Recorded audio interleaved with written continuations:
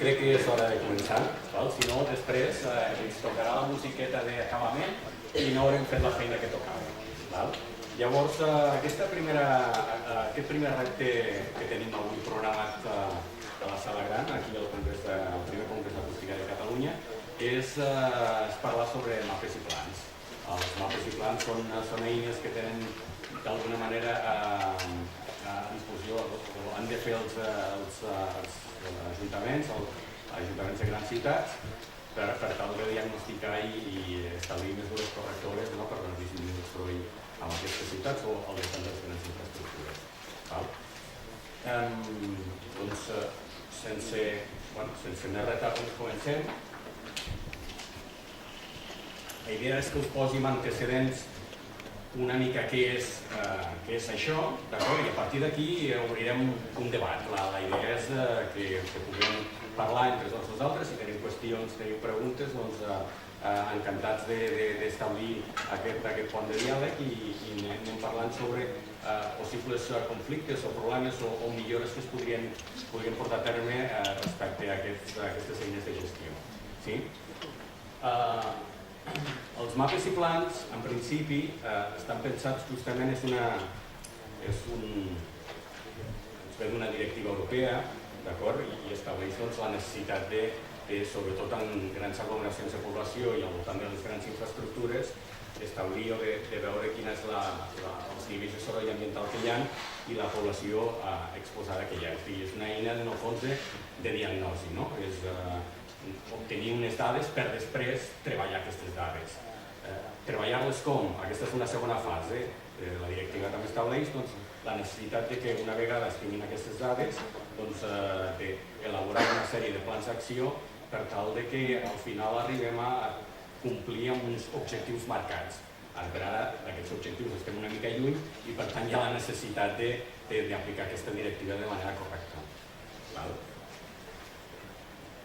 Diguem que tenim un marc normatiu que tot això ho avala o ho recolza, la legislació comunitària, la legislació estatal i després, evidentment, tot està recollit a la legislació que tenim d'aplicació a Catalunya. I aquest tipus o aquestes eines són eines quinquennals, és a dir, cada 5 anys hem d'anar repetint. És com un procés de qualitat, una millora contínua. És a dir, nosaltres el que fem és diagnosticar, fer pla d'acció, al cap de 5 anys tornem a repetir el procés per veure si hi ha hagut canvis. La idea és veure que hi hagi una tendència de millora pel que fa als nivells de soroll que hi ha a les ciutats i la població exposada a aquests nivells de soroll. Quina informació ens aporta aquests mapes estratègics de soroll? Aquests mapes, en principi, hi ha uns indicadors establerts, i hi ha una metodologia entre cometes. Podríem dir que és un dels punts o dels conflictes que existeix ara, ho deia el Colin, que difícilment, tot i que hi ha dades de diferents països, de diferents ciutats, el que succeeix és que aquestes dades no són del tot comparables.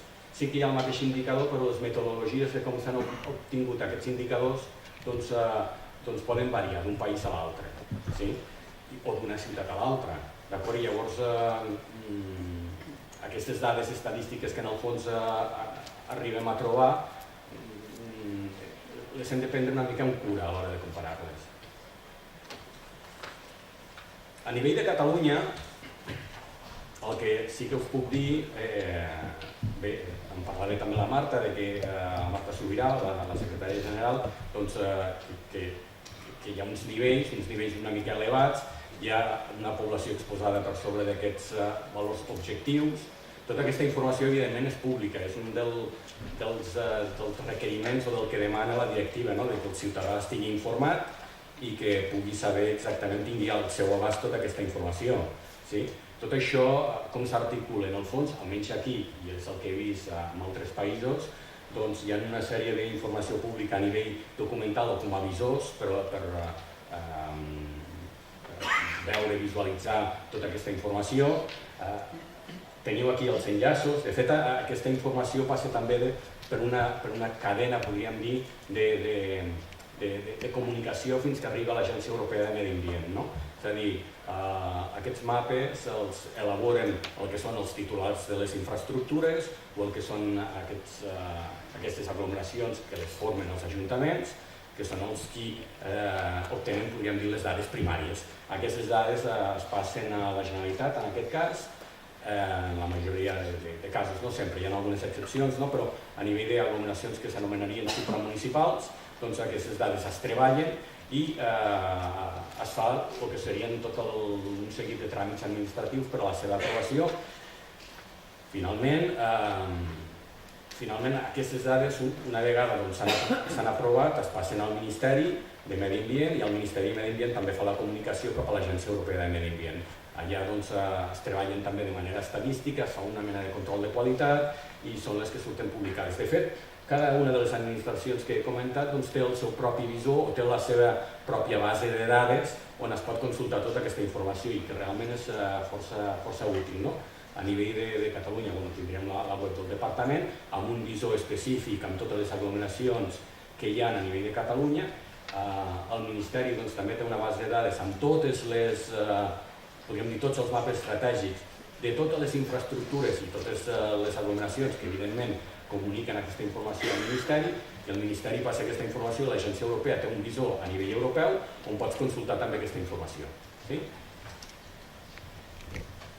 Com deia, a nivell de Catalunya, una de les coses que ha quedat demostrat, i això em sembla que és repetible a totes les grans ciutats o a tots els països, és que la font principal de soroll és el trànsit viari. El trànsit viari suposa 90-95%, de fet aquí tinc una mitjana, aquesta seria la mitjana de totes les aglomeracions que hem estat estudiant a nivell de Catalunya i seria pràcticament el 95% de la població exposada, diguem, ens ve o dels nivells de soroll venen d'aquesta font.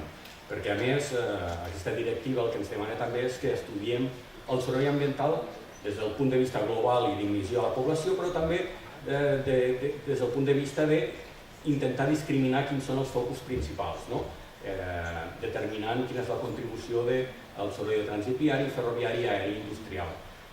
Us he de dir que també a nivell de Catalunya hem fet o s'està fent, algun ajuntament té aquesta informació, també de discriminar-ho amb altres tipologies de font, com podria ser la part d'oci o la part més terciari, comercial. Per tant, aquesta informació en alguns casos també la tenim determinada, no posada al mapa estratègic perquè no és una cosa que reclami la directiva europea. El que podem constatar, us he dit que aquesta informació és repetible cada 5 anys. I bé, el 2007 ja es van obtenir una sèrie de dades, que va ser el 2008, vam començar amb una mica de retard.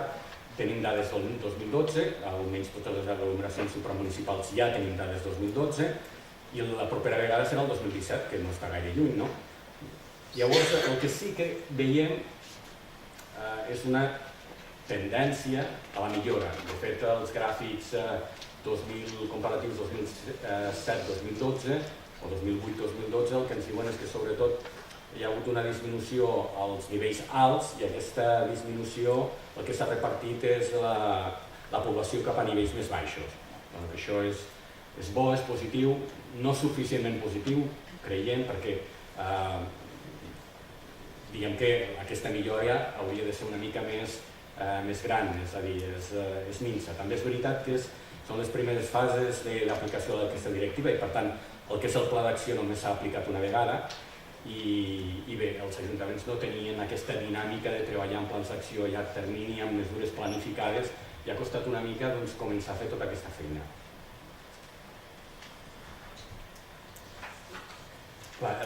Hem parlat del mapa estratègic, el pla d'acció. El pla d'acció, en principi, és un document que s'ha de treballar internament a cada un dels que té l'obligació de fer mapa estratègic, o en el cas de les infraestructures, o en el cas dels ajuntaments a nivell intern, i el que hauria d'establir són totes aquelles mesures que s'han de prendre durant aquests 5 anys d'aplicació d'aquest document per tal de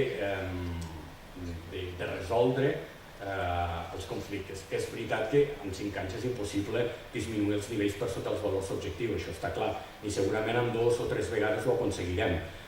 Per això el que es tracta també és de prioritzar en alguns.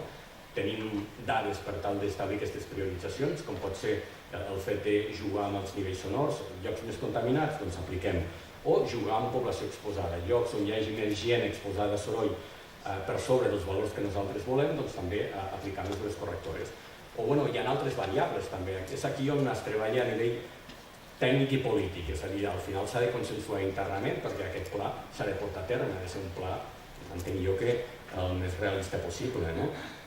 I aquest pla hauria de tenir, contenir informació respecte a les mesures a aplicar d'una manera més o menys concreta, un calendari, tampoc es demana que s'estableixi la data exacta, però sí que diguem un ordre de prioritat d'actuació dintre d'aquests 5 anys, partides pressupostàries i també indicadors de seguiment. Això seria l'ideal.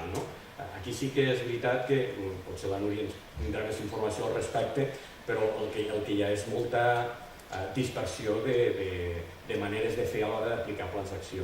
En canvi, els mapes estratègics són dades objectives, indicadors, pam, i números. Això és més o menys comparable. Un pla d'acció d'un país respecte a l'altre és bastant més complicat. El que sí que hem vist, i bé, també ho podrem parlar, és que aquest pla d'acció no s'ha de fer o no ha de sortir i s'ha d'aplicar des de, habitualment, el coordinador dintre de l'Ajuntament és el Departament de Medi Ambient, que pot tenir diferents noms, però la part més ambiental de l'Ajuntament. Clar, aquests plans han de ser supertransversals perquè afecta a molts departaments diferents i a molts agents dins de l'Ajuntament diferents. La sensibilització té més estratègia, té més incentius, té més inversions, té més de regulació normativa, etc. Per tant, ha de ser algo treballat molt a nivell transversal. Si no, realment el que s'ha vist és que el grau d'aplicabilitat d'aquest pla serà baix. Una altra cosa interessant o molt important, comentava abans en els mapes estratègics, és la participació ciutadana, la comunicació de totes aquestes dades a la ciutadania i després com a la ciutadania pot treballar conjuntament amb l'Ajuntament per definir línies de treball a nivell d'intentar aplicar accions correctores a la seva ciutat, on viu. Això és important. Realment, a la primera fase d'aplicació dels plans d'acció això no s'ha portat a terme, malauradament. Sí que en aquesta segona fase sembla que la cosa pot arrullar a nivell més de no fer una votació, com ho enteníem, però sí fer reunions sectorials amb diferents àmbits de la ciutadania i demanant la seva opinió respecte, sobretot, a prioritats a l'hora d'aplicar mesures correctores o estratègies per tal de buscar, en el fons, solucions que siguin realistes i puguin ser consensuades. Aquí hi ha algun exemple. L'Ajuntament de Barcelona està utilitzant el que seria el govern obert, que és una plataforma online, o després molts ajuntaments el que estan utilitzant són comissions més a nivell de treball amb diferents agents que representen a la ciutadania, el gremi de botiguers, associacions veïnals, representants de les escoles, etc. Bé, finalment, tot això, tota aquesta feina que us he exposat, evidentment té una certa complexitat i una sèrie d'entrebancs que s'han anat treballant i s'han anat intentant solucionar a mesura que ha anat passant el temps. També és veritat que és possible que es poguessin millorar alguns aspectes i la idea seria parlar una mica aquí, sobretot amb la gent que tinc experta en aquest sentit a la taula. És a dir, també és veritat que sobretot en el que és parlant de plans vivim un moment complicat econòmicament i fer inversions directes és difícil. És difícil, els ajuntaments treballar en partides pressupostàries a llarg termini també és complicat i s'hi ha hagut de posar molta imaginació i sobretot això, treballar molt transversalment per veure totes aquestes accions que poden ser o directes o indirectes que podrien aportar beneficis a la ciutat pel que fa a la disminució dels nivells de contaminació acústica.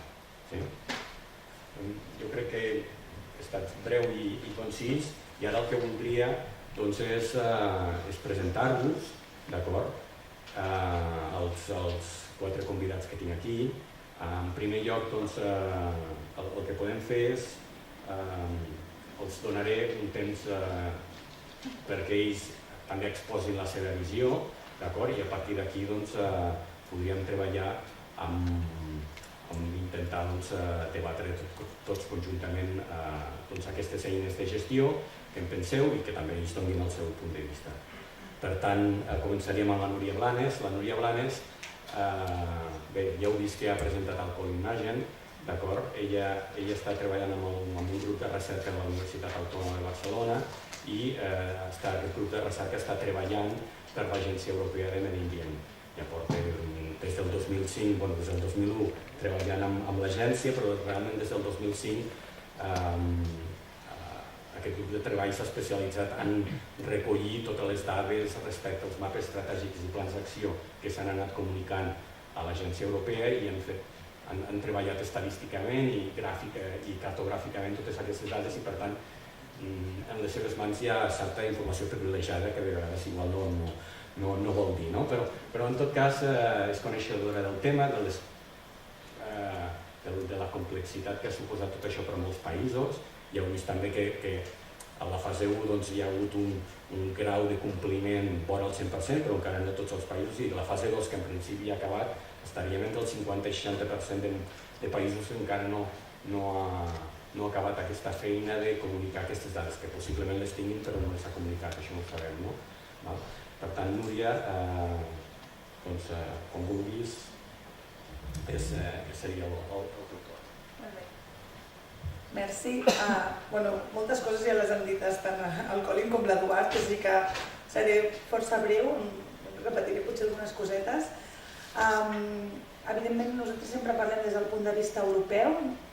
L'Eduard ens va fer la pregunta sobre quina utilitat tenien tant els mapes estratègics de soroll com els plans d'acció.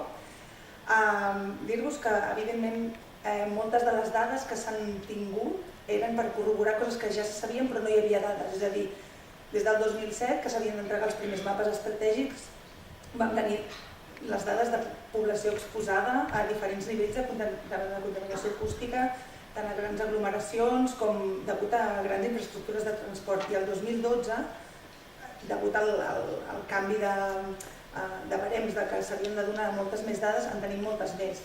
També us han dit que estem sobre el 60% com a mínim de compliment en el tema d'entregar aquesta informació. La crisi econòmica també ha influït en això, molts països han dit que han avançat justament pel tema pressupostari, però esperàvem tenir sobre 500 àrees urbanes de més de 100.000 habitants dades, 92 grans aeroports, 212.000 i pico quilòmetres de grans carreteres i 42.000 quilòmetres de grans eixos ferroviaris. Només he posat aquestes transparències per veure una mica la magnitud de totes les dades que s'estan tractant a nivell d'Europa. És a dir, cada ens local ha de fer, o cada regió o cada estat membre ha de fer els seus mapes, però diguem que tota aquesta imatge o fotografia que hi ha a nivell europeu es va tenir per primer cop el 2007 i s'està acabant d'aconseguir totes les dades pel 2012, és a dir, anem una mica tard. Aproximadament un terç de tota la població europea està coberta per la directiva, és a dir, hi ha 2/3 de la població que no s'estan estudiant, però això ens fa saber en els principals focus on hi ha la problemàtica del soroll, què està passant, i poder extrapolar també aquestes dades.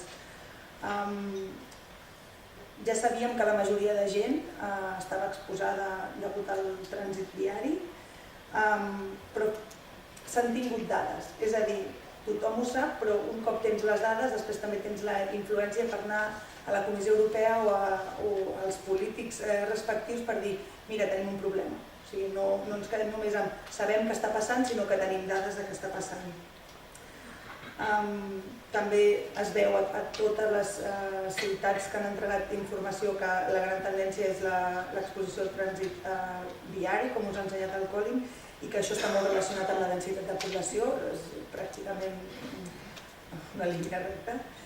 I també dels 125 milions de persones que estem parlant que estan exposades es poden fer càlculs de quin és l'impacte que té sobre la salut d'aquesta gent, com el Colin us ha mostrat amb les seves dades. No havia vist la seva presentació, llavors jo havia preparat algunes coses i no em repeteixo. Que s'ha aconseguit també que tota Europa treballés sobre els mateixos indicadors, això ho ha comentat ara molt breument l'Eduard. Hi va haver un gran debat per decidir quin era l'indicador, però també es volia treballar sobre persones exposades, és a dir, no només nivells de decibels, i es van acordar els dos indicadors, sobretot el de les 24 hores, l'LDEN, per fer avaluar el tema de la molèstia, i també l'LNIght, que és les hores nocturnes, bàsicament per veure tots els temes de molèstia a l'hora de dormir. Tot i així, també ho ha comentat l'Eduard i el Colin, les dades no són comparables ni a nivell de país ni a nivell de ciutat. Hi ha moltes dades que segurament es podrien comparar, però els mètodes de càlcul que s'estan utilitzant a diferents països i fins i tot dins de ciutats, en les ciutats en el mateix país, no són les mateixes. I això és perquè la directiva recomana uns mètodes però no n'imposa cap. Sí que s'ha fet un esforç molt gran en decidir uns mètodes comuns de càlcul que seran d'obligat compliment a partir de l'1 de gener de 2018, és a dir, tothom que entregui l'1 de gener de 2018 hauria de fer-ho amb aquests mètodes de càlcul, però falta una part de feina important sobre les dades d'entrada en aquests models de càlcul que siguin comparables i també com posem la població en els diferents edificis. És a dir, si tenim un mètode de càlcul que funciona perfecte però no tenim un consens sobre si posem tots els carrers o no, etc., tampoc potser tindrem alguna cosa comparable al final. Què més? Tot i aquest punt dels mètodes, que des del 2005 que es van començar a rebre les primeres dades ja se sabia, existeix tota aquesta informació a nivell d'Europa, tenim una fotografia de quina és la problemàtica, quanta gent està exposada al soroll i a on, les diferents fonts de soroll, no només el trànsit viari sinó també el ferroviari, dels aeroports i de les indústries a les zones urbanes, i podem estimar la magnitud del problema, per tant, a nivell d'Europa prendre decisions i que tant la Comissió Europea com els polítics estableixin quin és el grau de protecció o si es demanaran o s'acordaran canvis en la directiva. D'aquest tema, molt breument, s'està fent la directiva de contaminació acústica, es fa dintre d'un programa que es diu REFIT, com totes les directives ambientals actualment de la Comissió Europea, que s'està avaluant sobre si el cost i el guany que s'ha tingut amb aquesta directiva es correspon amb el que després es pot, cap on s'ha d'avançar. Llavors estan discutint sobre si realment és útil o no. La meva opinió és que sortirà que és útil, però potser hi ha alguns canvis. Segurament no amb els mapes estratègics o no amb els plans d'acció, però potser imposaran una mica més els límits, el que sigui. Pel que fa als plans d'acció, així molt breument us diré que la directiva defineix quins són els continguts del pla d'acció que hauria de tenir, però no quin és el resum o les dades que s'han de donar a la Comissió o a l'Agència Europea de Medi Ambient per tal d'estudiar aquests plans d'acció. Per tant, es van rebre els primers el 2009 i els segons s'havien d'entregar el 2014. Hi ha hagut molta divergència a l'hora d'entregar aquesta informació i per tant de tractar-la. El 2009 és pràcticament impossible i el 2014 s'ha millorat una mica. Dades bàsiques que s'esperava tenir, com el número de persones que millorarien la seva situació o el cost de les mesures o les mesures, costa molt de trobar o a vegades fins i tot és impossible per part dels països o les ciutats de donar aquesta informació degut al tema que comentava l'Eduarda, que és a llarg termini i potser no tens les dades o no tens els diners o no saps quins diners tindràs. I llavors Com us ha ensenyat el Colin, hem intentat categoritzar una mica les mesures, això eren dades del 2009, que s'havien aplicat a diferents plans d'acció per les diferents fonts de soroll, però la informació és molt parcial, és a dir, potser dels 160 plans que esperaven per aglomeracions només n'hem tingut uns 40 per poder avaluar realment, perquè la resta era pràcticament impossible. Per tant, a escala europea el que fem amb els plans d'acció és un seguiment. L'avaluació del contingut del pla des d'Europa es creu que l'important, diguem que qui l'ha d'avaluar és l'ens local o l'ens regional que el desenvolupa i per tant la seva efectivitat també s'ha de valorar a nivell local. Sí que és veritat que es voldria, jo crec que tal com es va plantejar la directiva, es voldria veure els resultats dels plans d'acció en els posteriors mapes, potser no just el següent, sinó potser dos mapes estratègics després. Però evidentment potser fas una actuació en un lloc i després empitjora una altra i com que la dada que tens és a nivell de tota l'aglomeració, doncs potser no ho pots saber. Però jo ho deixaria aquí i debatem després. Perfecte, gràcies Núria. Doncs a la seva esquerra tenim el Josep Anton Montes, que és el responsable de l'àmbit de Badalona Pròspera i Sostenible, que seria l'àrea de medi ambient, no? Més o menys. Badalona és un municipi dels que ha de fer mapa estratègic de soroll, per tant, més part implicada, hem estat treballant força conjuntament amb tot això i bé, la part de l'Ajuntament de com ho veu i com ho viu i al final què n'extreu, perquè això és molt important, és a dir, tot això suposa un cost, no solament econòmic, sinó de recursos, de feina, i s'ha de veure si n'obtens un retorn, si aquesta eina realment és útil pels ajuntaments. Jo crec que pot ser interessant que ens ho expliqui. Molt bé, moltes gràcies. Corregeixo, soc el cap de Departament d'Ecologia Urbana de l'Ajuntament de Badalona i en aquest cas, efectivament, responsable de la gestió del soroll. Intentaré ser breu perquè crec que seria bo que poguéssim deixar temps per establir el debat. En tot cas, només comentar ja on estem i una mica el nostre punt de vista al respecte. Ara ja fa 3 anys que venim a aquesta ciutat, a Sabadell, i coincidint amb una jornada pel Dia Mundial també del Soroll, vàrem explicar tot el procés llarg i costós que ha representat adaptant-se a la normativa que respecta al soroll i per tant, a hores d'ara ja comptem amb la nostra experiència en aquest sentit. Van començar el 2005 a fer el primer mapa de soroll, el 2012 el vam renovar i vam aprofitar per a la vegada fer el mapa de capacitat acústica i tots els mapes d'incompliments i adaptar l'ordenança a la nova normativa. Bé, això que sembla molt fàcil de dir, com podeu imaginar és un munt de feina que contestant a la pregunta d'aquest repte crec que útil per poder, com a eina de gestió, perquè ens permet tenir una visió global del que és la situació del soroll al paisatge sònic de la ciutat de Badalona i a més veure'l com evoluciona al llarg del temps, però a la vegada, com he comentat, és una feina realment ingent que requereix de molts de costos i molts recursos econòmics. Aleshores, en primer terme, realment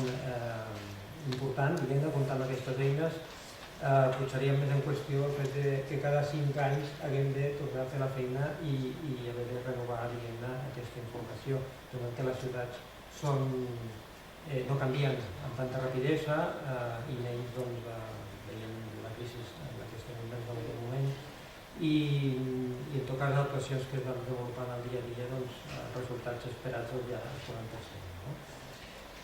Comentar que els mapes estratègics també han sigut interessants perquè han permès a través de la definició d'aglomeracions integrar el concepte de continu urbà, és a dir, hem passat de tractar el soroll com un impacte dins de les nostres fronteres i passar de la incoherència de dir un cantó del carrer de la Vorera que pertany al municipi de Badalona té un tractament i la vorera del costat que permís a l'altre municipi completament diferenciat. El fet de definir aglomeracions ens permet treballar conjuntament i per tant també sortir planificar també d'aquesta manera. No està així amb les infraestructures, que la llei deixava el marge de temps bastant més important per poder-se adaptar, per fer els seus plans, i per tant aquells municipis que patim, com és el nostre cas, el pas de grans infraestructures tipus la C31 o la D20, és a dir, que traiem al municipi que té un impacte molt important, no, en aquest cas, encara no hem aconseguit treballar de manera coordinada. Parlàveu de la població exposada, crec que encara queda feina per fer, perquè primer que les bases de dades que tenen els municipis per poder assignar les persones al lloc on viuen, que aquestes dades estiguin ben georreferenciades i després que puguem a la vegada assignar-los al frontal del carrer per on viuen, tot això encara crec que cal treballar i millorar. Per tant, són dades que segurament són poc comparables i que trigarem a poder-les tenir en aquest sentit com a comparables. I per tant, en resum, com el que serien els mapes, penso que és una eina interessant, molt gràfica, com qualsevol mapa, un mapa topogràfic, un mapa de qualsevol altre tema, doncs són molt gràfiques i fàcils de fer entendre, de comunicar, ja sigui el mapa de situació, ja sigui el mapa d'incompliments, per tant, per nosaltres creiem que és una bona eina. Si parlem dels plans d'acció, evidentment també ho són. Del mapa el que veiem és els incompliments, els plans ens permeten planificar, prioritzar i utilitzar en cada moment la millor tècnica disponible per poder corregir. El problema dels mapes és, com ens passa amb el món ambiental, és que fem molts plans però a l'hora d'aplicar-los normalment no acaben de ser temes prioritaris i el tema del soroll no ha sigut diferent. Com a ciutat, diguem-ne, no hi ha la percepció que el soroll sigui realment un problema. Sí que ho és el soroll de proximitat, les queixes veïnals, les queixes per activitats, que aquestes van en increment, però no pas la percepció que el soroll del trànsit, el soroll ambiental, és realment un problema i per tant, de cara a poder obtenir partides pressupostàries per poder executar mesures correctores, doncs realment adreçades específicament al soroll és difícil.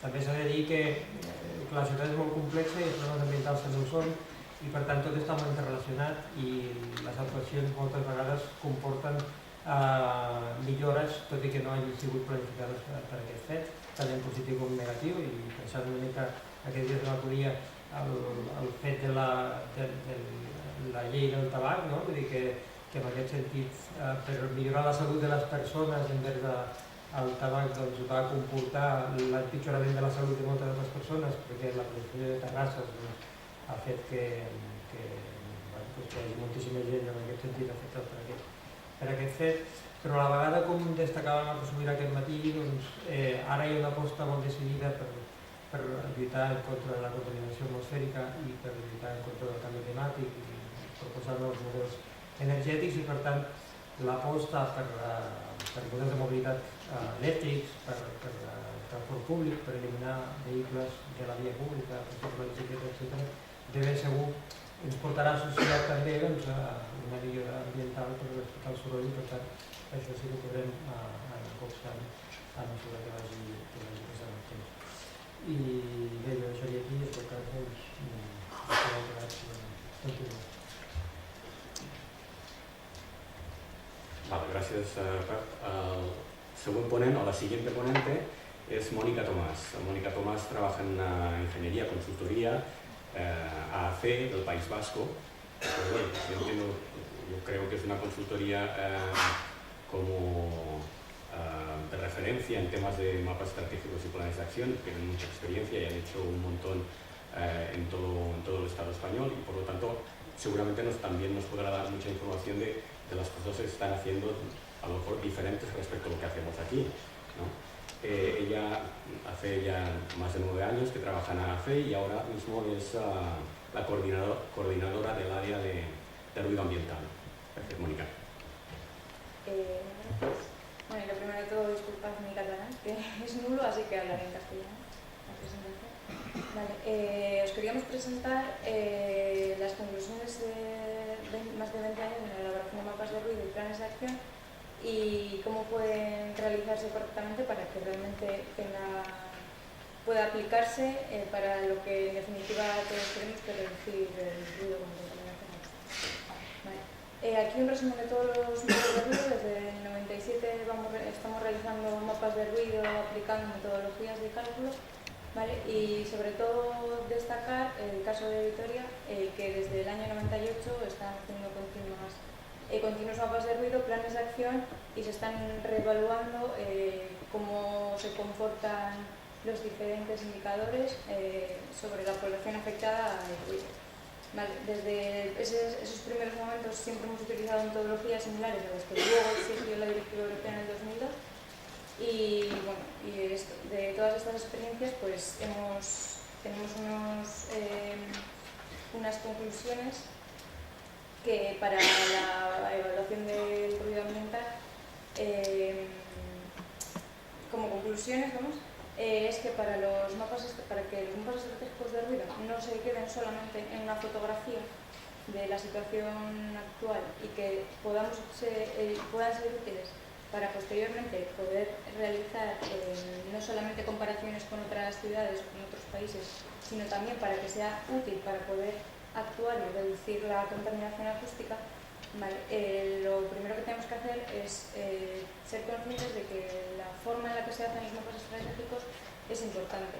Tienen que tener un rigor técnico adecuado que garantice una metodología adecuada que garantice que eso que estamos representando, esa fotografía de la situación acústica de un municipio, sea la real. ¿Vale? En este sentido, los mapas estratégicos de ruido siempre nos hablan de población afectada. Tenemos que sacar indicadores de población afectada a 4 metros de altura. Esto para comparar entre diferentes ciudades está bastante bien, pero a la hora de aplicar algunos mapas estratégicos que luego van a tener su repercusión para reducir la contaminación, deberíamos de representar otro tipo de indicadores teniendo en cuenta la realidad, pero la realidad es que no toda la población vive a 4 metros, sino que viven a diferentes alturas. Eso es importante. ¿Vale? Los mapas de ruido también deben de incluir indicadores que reflejen la mejora que se van consiguiendo, progresivamente. Y además deben reflejar las causas y el grado de conflicto de esos impactos acústicos para poder posteriormente aplicar los planes de acción. Mira, aquí tenemos unos ejemplos de lo que es la experiencia de Vitoria-Gasteiz. Como os comentaba, el primer mapa de ruido que se realizó fue en el 98, aplicando metodologías de cálculo.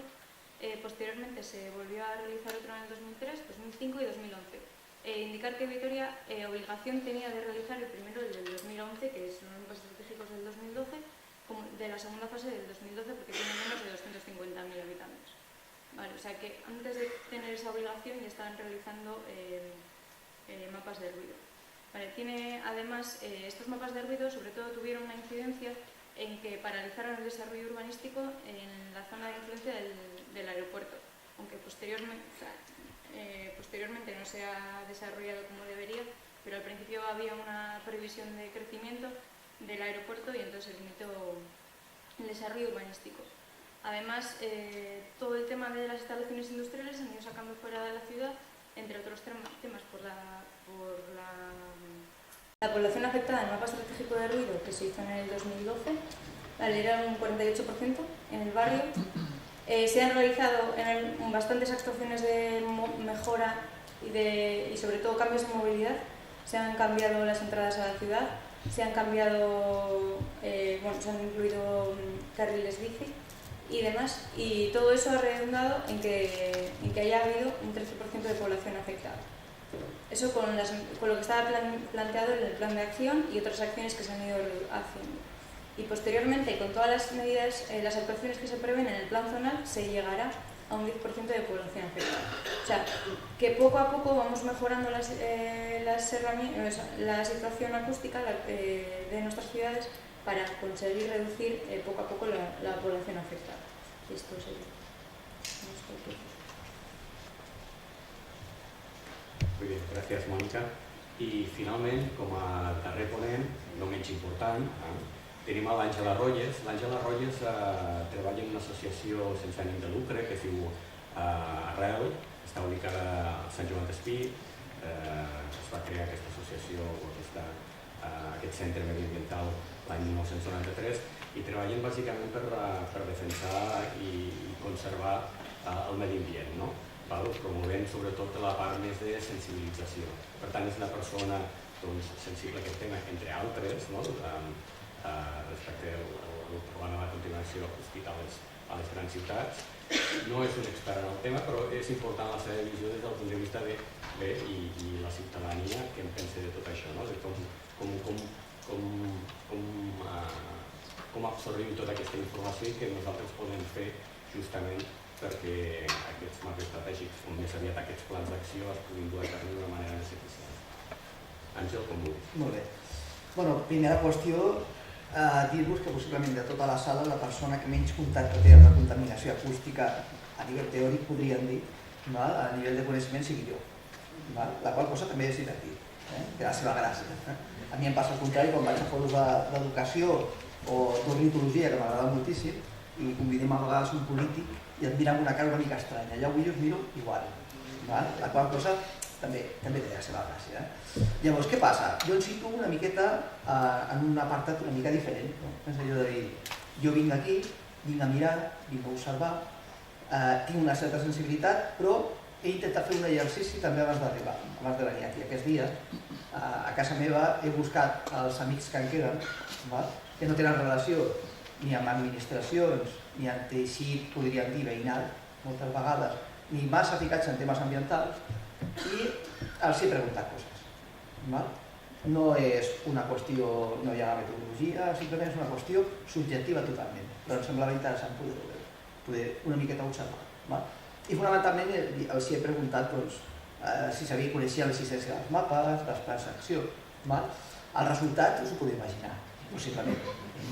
Tothom em mirava amb una cara una mica estranya, dient, què m'estàs explicant? Hi havia algú que intentava, amb el nom, fer una mica de relació, però la veritat és que estem una mica lluny que això bona part de la població conegui. Ja he dit que no ho he fet, per exemple, amb persones que estan a la secció de veïns o persones que potser sí que tenen una relació amb aquest tema. He buscat, aposta totalment, gent que possiblement no sabia de què anava. Igual que passa amb això, passa amb d'altres coses. Jo, per exemple, he participat en alguns plans també de gestió de conques hidrogràfiques, el tema dels rius, i si fas el mateix exercici ja us dic que passa exactament el mateix. Tothom et mira amb una cara molt estranya dient, aquí què passa? Llavors, la primera qüestió és aquesta, resultat totalment negatiu. Sí que és cert que quan li expliques a tothom, mínimament, amb els meus coneixements de què es tracta, del que he vist, del que puc investigar, del que conec de participar en d'altres llocs, a tothom li sembla molt interessant. Per tant, alguna cosa tenim guanyada. Hi ha un cert interès. El que passa és que també, si acabes de rascar una miqueta, aquest interès normalment moltes vegades no ve lligat al tema de la contaminació acústica, no sé si tant, sinó que moltes vegades ve lligada sobretot al que és els seus conflictes en el seu dia a dia i en la seva proximitat. De tal manera que aquesta dimensió més global del problema no la tenim, però possiblement la nostra relació amb l'entorn sí que ens afecta força.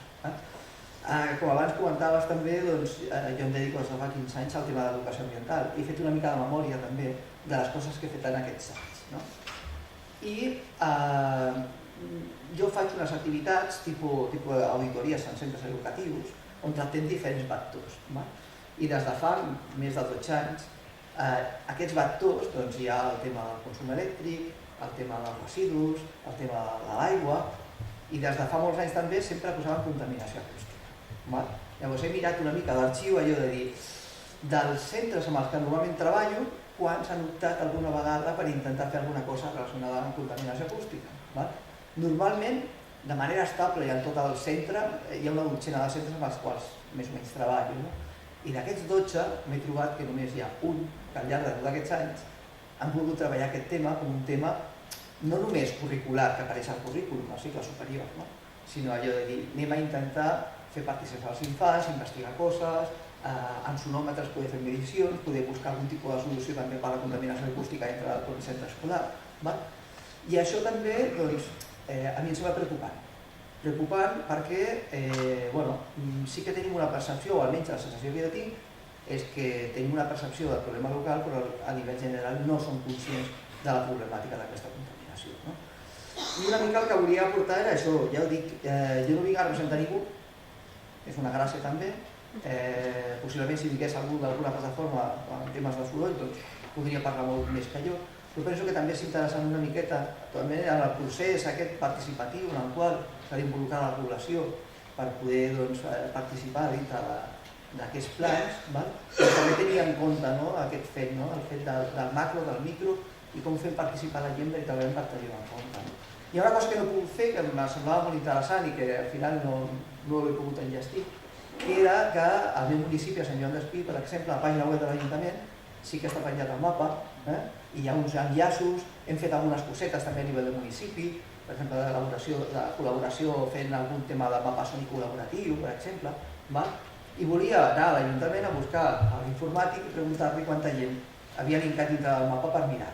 No he tingut temps i no he tret l'entrellat, però també em semblaria molt interessant perquè moltes vegades la informació hi és, però com en això i en moltes altres coses estem en un moment que mai he tingut tanta informació, però tenir tanta informació no significa que fem ús i que siguin capaços d'agafar-ho. Llavors l'única qüestió que sí que volia tenir en compte, que també hi ha molta gent del món local aquí en aquesta sala possiblement, era dir que les administracions són grans generadors d'informació, però jo penso que haurien de fer l'esforç d'alguna manera de cercar també comunicadors que facin que aquesta informació es transformi d'alguna manera perquè pugui arribar, no només a la gent arribar, sinó que sigui significativa per tothom.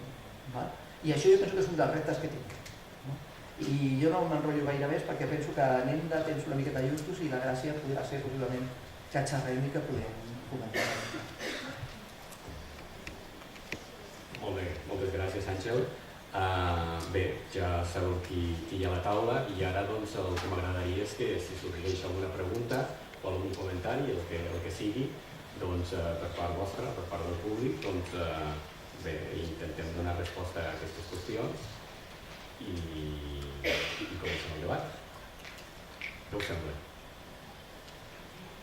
Algun suggeriment? Sempre costa el primer, ¿no? Gracias. Miguel. Buenos días. Disculpad que yo voy a hablar en castellano también.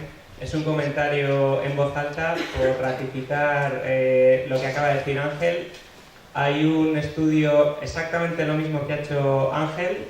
En lugar de, de andar por casa con tus amigos, tus vecinos, tus conocidos, hay un estudio científico objetivo de una universidad española reciente en el que han analizado un universo muestral representativo y preguntan a la población si consideran que el ruido ambiental es un problema grave para la salud. La respuesta es que cerca de un 90% dicen que sí. Y la siguiente pregunta es si conocen lo que su ayuntamiento, su municipio local, está haciendo para combatir el ruido. Y la respuesta en más de un 90% es que no. Entonces, lo dejo ahí como comentario a lo que acaba de expresar Ángel, que efectivamente hay estudios objetivos, científicos, con un universo muestral grande, sin sesgos, que dicen que en buena medida de los esfuerzos que estamos haciendo, muchas veces el público general que está fuera de nuestro ámbito no es consciente, no está llegando o simplemente en muchos casos hay desinformación. Simplemente lo dejo ahí.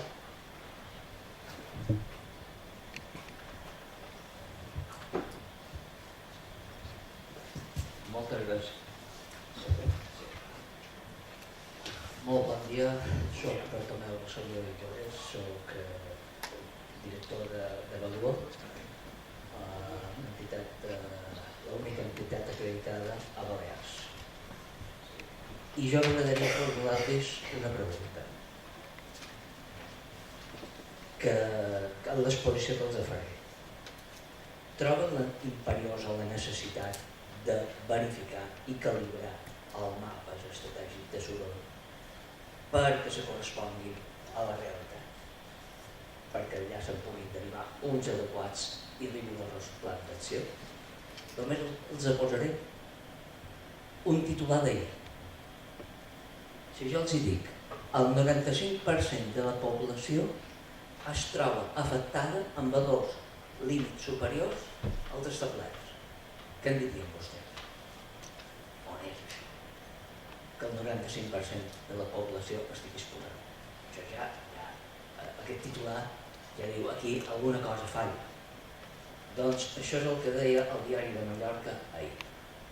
A Mallorca tan sols hi ha un mapa publicat. És el mapa de la ciutat de Palma. Doncs aquest mapa presenta valors així d'aquesta manera, que no corresponen a la realitat. I jo m'he quedat amb una de les qüestions que Eduard Puig ha esmentat. El plan d'accions han de requerir la participació ciutadana com a una altra gent. En el cas de Palma no ha estat així. I també de Mònica Tomàs, que la fiabilitat dels indicadors, de poder passar d'aquell 35% al 18%, degut amb altres motius a la fiabilitat dels indicadors que responen. Doncs a la ciutat de Palma, que no han atrevit a publicar encara el pla d'acció perquè està dins del departament jurídic, dona la situació que jo vaig mostrar, que vaig fer una conferència l'any 2008 al respecte, de que no necessitem validar les modalitzacions i prescripcions i modalitzacions que fem. I no em vull estendre en l'exposició, perquè ja simplement, Eduard, és imperiosament necessari la calibració dels models predictius per esdevenir bones eines de gestió. Gràcies. Bueno, aquí, Bartomeu, tu has deixat anar diverses coses, però primer potser comencem amb el del Miguel. Jo crec que sí que hi ha aquesta percepció, de fet nosaltres des de l'administració, des de la Generalitat també tenim aquesta percepció, fem molta feina que ens costa molt de temps i molts recursos i no veiem un feedback de la població. No sé si a nivell també de Badalona passa el mateix, no? És a dir, per exemple, hi ha uns tràmits administratius d'exposició pública, tota aquesta informació està a la web, i mai rebem cap tipus d'al·legació en aquests documents, la qual cosa ens estranya una mica, perquè amb altres vectors sí que succeeix. Bé, completament d'acord. De fet, quan esmorzàvem, una persona de l'EAM, el Santiago, que està aquí, jo li explicava el que ha passat els darrers anys amb un altre vector, que ha sigut l'atmosfera, en aquest sentit, i el que passava el 2005, perquè recordo la situació que redactava el mapa soroll, i la gent de 21 locals. I per tant, un procés de participació amplíssim i amb molta inversió de despesa i d'esforços per poder convocar moltíssima gent i que es faci la seva opinió. I si ens situem al 2005, a mi les enquestes em deien que el problema era el soroll i no l'atmosfera. Hi havia la percepció que la indústria havia marxat a la ciutat i que per tant l'aire que respiràvem el que havia fet és millorar. I en canvi el soroll sí que era un tema que la gent tenia aquesta percepció com a problema. Ha passat el temps, va aparèixer el CREAL per Barcelona, el doctor Querol al CSIC també va aparèixer, una normativa específica en límits, cosa que no té el soroll des del punt de vista d'objectius de qualitat. I l'atmosfera, doncs, els mitjans de comunicació li han començat a donar la importància que té, que no la té, però en tot cas, i s'ha posat damunt de la taula i tothom en parla i tothom en parla d'un problema important. S'ha fet els estudis epidemiològics, hi ha dades a la taula, hi ha 3.000 morts prematurs de la ciutat a l'any metropolità, i per tant, doncs, en aquest cas, jo crec que ara, preguntes aquí, preguntis, una certa consciència respecte a aquest tema. I en canvi, aquella consciència que hi havia el 2005 respecte al soroll, que sortia a les enquestes, doncs ara estem més o menys, jo crec que allà mateix, no? El perquè, jo veig per què ha passat això a l'atmosfera i podríem fer la relació que amb el soroll no hem sigut capaços, primer segurament perquè no hi ha límits envers als objectius de qualitat, i per tant no tenim requeriments de la Unió Europea específic i de sanció per complir els nivells al carrer, i per l'altra banda perquè segurament no s'ha pogut comunicar. Participació en fem. El que passa que és molt fàcil dir que cal fer participació, és molt difícil fer participació. I ho deixo aquí. Nosaltres tenim el Fòrum de Medi Ambient com a òrgan de representació de les entitats i com a òrgan obert que qualsevol ciutadà que tingui una associació d'entitats també és benvingut, perquè com hi ha poca participació ja ens interessa que qualsevol que pregunta alguna cosa i dir, home, no t'interessaria venir a les reunions del fòrum perquè així doncs ens conti la teva, és a dir, potser no en sabem més, però en tot cas la gent acostuma a participar intensament en els problemes que té molt a prop, que li preocupen i com té tantes opcions de participar i tantes opcions de fer activitats, doncs el soroll potser no és la millor o la seva major preocupació en aquest moment. Però en tot cas, respecte al tema del consulta dels mapes, realment, clar, el mapa té moltes altres funcionalitats i en el cas del mapa de capacitat i el mapa de soroll, clar, són elements normatius que el que han servit és que per ordenar. El que ha permès aquesta normativa és que en funció de la capacitat que té un carrer, doncs l'edifici que es construeix necessita uns nivells d'aïllament de façana diferents que si es construís en un carrer en el que el seu objectiu de qualitat sigui residencial. Per tant, de consultes en aquest sentit n'hi ha moltes, és a dir, tots els professionals del sector realment o entren a la web i truquen a interessar-se per l'objectiu de qualitat o el nivell que té el carrer concret on s'hauria de fer aquella construcció. Gràcies. Passo a la Mònica, que segurament tindrà coses a dir respecte al comentari del Bartomeu. Bueno, primero quería comentar que nosotros en nuestra experiencia respecto a la participación ciudadana, un par de años a esta parte, casi todos los mapas de ruido que solemos hacer, la participación ciudadana está bastante presente.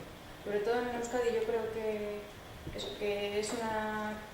Como se han ido solucionando otros temas, la focalización se está centrando ahora un poco más igual sobre el ruido y porque ha habido una legislación nueva, relativamente nueva, que ha puesto más el foco sobre esto y casi todos los municipios hacen participación ciudadana bien por Agenda 21, a través de Agenda 21 o bien simplemente están haciendo el mapa de ruido y quieren saber cuál es la opinión de la gente y lo están realizando así. Además, cada vez casi todos o muchos municipios publican en prensa todo lo que van haciendo. El tema de la transparencia está ayudando a que todo esto se haga llegar a la ciudadanía. Entonces,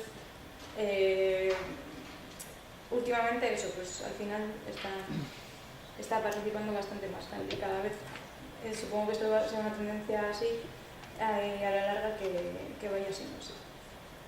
Respecto a las medidas que he comentado, nosotros no somos partidarios de hacer medidas de comprobación o del método, porque al final cuando haces medidas, para que tengas una incertidumbre muy baja tienes que hacer muchísimas medidas y muy controladas y es muy complicado. Entonces al final, cuando ves un informe que te dice, o sea, en el que se han hecho medidas para contrastar el modelo de cálculo, siempre la conclusión es que más o menos se ajustan porque la incertidumbre de la medida se sitúa más o menos en lo que te da el método. Entonces al final, ¿para qué haces medidas si vas a concluir que la incertidumbre hace que esas medidas y el método den lo mismo? Y luego me has comentado lo de los indicadores, que exactamente, que es que no estoy entendiendo muy bien. Los modelos de predicción tienes que ajustar en función de los datos que entramos y que sí. Entonces tienes que poder garantizar la fiabilidad, Claro. y de alguna forma poder validar mediante estudio de campo. Ahora es contestado que la incertidumbre parece que todos podemos acotar la incertidumbre. Lo que no puede ser es que tengamos modelos de predicción 20 dBs, estamos hablando de 20 dBs por encima. 20. Sí. A ver, toda esa chancla de Palma está con valores grafiados con valores superiores a 75 euros. Eso es una aberración. No conozco el caso de Palma, pero en los casos que me han tocado de cerca, además, pues, algunas medidas que se han realizado pero que no tienen, al final no puedes comparar medidas con cálculo, los resultados son similares a lo que debería de dar el cálculo. O sea, son situaciones, o sea, 20 decibelios, yo no he visto nunca en un método que sea. Sí que es cierto que necesitas los datos de entrada lo más precisos posibles para obtener unos indicadores que representen.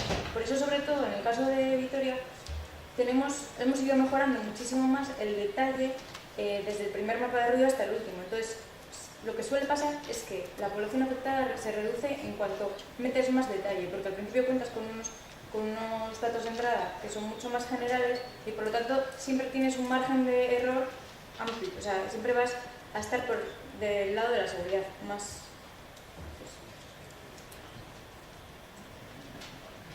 En el cas de Palma, no sé, clar, s'hauria de veure, no? Però el que és veritat és que el mapa estratègic ha de reflectir la realitat del nivell de soroll que hi ha. Vull dir, clar, no em posarem la metodologia ara perquè no ho sabem. Sí, bon dia. Jo aportava una proposta. Potser el soroll de trànsit, perquè no li fiquem, o sigui, no té nom ni cognoms, ens acabem acostumant. Ens acabem a dormir. Les denúncies venen, com abans comentàveu, quan aquest soroll té nom ni cognoms, és la màquina de tal lloc. Potser ens faltaria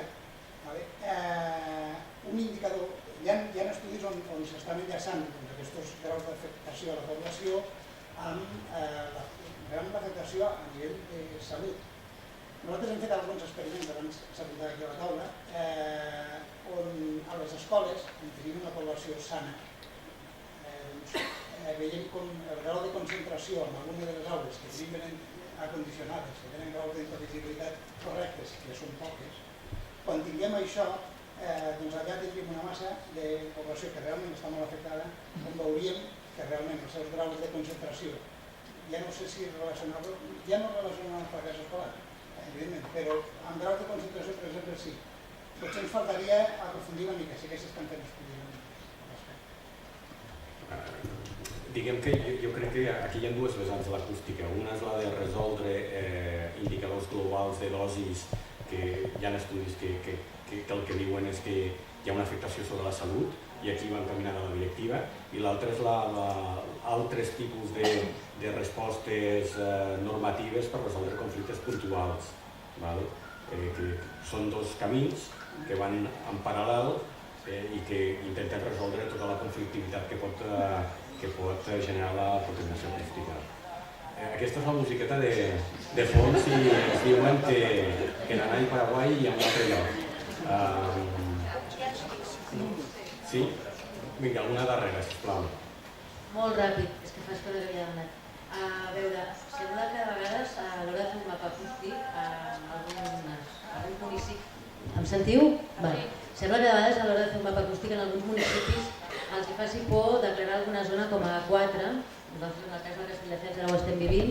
Una mica la idea és que tenen la idea de que declarar una zona A4 seria com si en aquella zona ja no s'hi pogués fer res, com si fos una zona morta.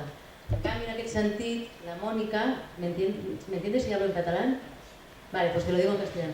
La Mónica, has hablado y has dicho que el tema del ocio nocturno o terrazas, etcétera, según tu opinión, no debería modificar un mapa de capacidad acústica, sino que en todo caso se debería incorporar en los planes de acción. Es decir, un poco a partir de ahí la pregunta es, ¿consideráis que una zona 4 sería una zona muerta? ¿Consideraríais incompatible que una calle peatonal de predominio de uso de suelo residencial en la que haya un par o tres de terrazas, de bares con terrazas, pueda ser una 4? Una cosa, estem confonent termes aquí. Tot el tema de la zonificació va lligat a valors límit, un mapa de capacitat. Nosaltres aquí estem parlant de mapes estratègics que reflecteixen el soroll existent que hi ha. Ell el que ha dit és que els mapes estratègics difícilment poden reflectir totes aquestes incidències que hi ha a nivell de ciutat, però que sí que els plans d'acció ho han de tenir en compte. Eso es lo que quería decir con lo de los mapas de ocio nocturno y otro tipo de ruidos que no se tienen en cuenta. Es que los mapas estratégicos de ruido, como comentaba, son de tráfico viario, ferroviario, industria y aeroportuario. Entonces, ya están está establecido de qué tienen que ser y qué es lo que tiene que contener. Pero, sin embargo, hay otros tipos de ruido como las actividades, el ocio, las terrazas o lo que sea, que no se tienen que olvidar y que deberían de evaluarse para luego poder realizar el plan de acción. Es como algo complementario a lo mínimo exigido por la directiva. Doncs ho deixem aquí. Gràcies per l'assistència. Si ha quedat alguna consulta o pregunta, us podeu adreçar a nosaltres directament, no hi ha problema. D'acord? Vinga, gràcies per tot.